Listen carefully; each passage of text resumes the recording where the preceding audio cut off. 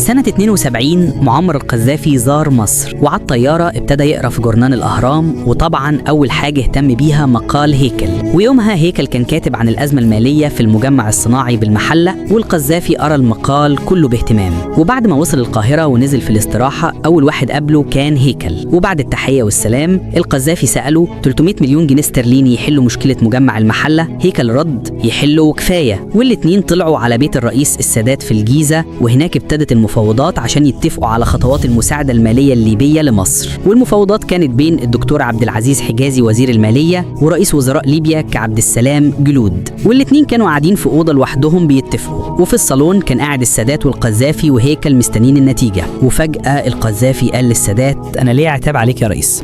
السادات سأله: خير يا معمر؟ القذافي رد: جورنان الأهرام النهاردة فيه 4 صفحات كاملين عن إنجازات الشيخ زايد في الإمارات. السادات بص لحسنين هيكل اللي رد بسرعة: دي مجرد صفحات إعلانية يا سيادة العقيد. القذافي ما عجبوش الكلام وقال: لا اعذرني يا هيكل، ده تمجيد في الرجعية. الرئيس السادات اتدخل في الكلام عشان يقفل الحوار، وقال للقذافي: يا معمر ده إعلان واضح ومفيش فيه تمجيد ولا حاجة. القذافي ما اقتنعش بالكلام ولهجته اتغيرت شوية، وقال للسادات: النهاردة بيمجدوا في الشيخ زايد وبكرة يمجدوا في فيصل. وكان يقصد الملك فيصل ملك المملكة العربية السعودية. السادات قال له بصوت عالي: معمر ما تغلطش في حق فيصل صاحبي. ومرة تانية القذافي قاطعه وقال له: ايه اللي جرالك يا ريس انور؟ انت فقدت ثوريتك ولا ايه؟ السادات شخط فيه وقال له: انت هتعلمني في ثورية يا معمر؟ دي تبقى نكتة بقى. اسمع لما اقولك، اذا كنت فاكر انك هتشتري سياستي ومواقفي بفلوسك فانا في غنى عنها. انت بتتكلم مع رئيس مصر. وبعدين نادى على الدكتور عبد العزيز حجازي وقال له: يا عبد العزيز وقف المفاوضات، مش عايزين حاجة منهم، مش هناخد ولا مليم طالما معمر مفكر انه يقدر يشتري مصر بفلوسه. انت نسيت يا معمر ان عبد الناصر بعت جيشنا لليبيا يساعدك، وكنا بندي ولادنا مرتبات بالعملة الصعبة، ولا عمرنا طلبنا منك مليم واحد؟ عيب.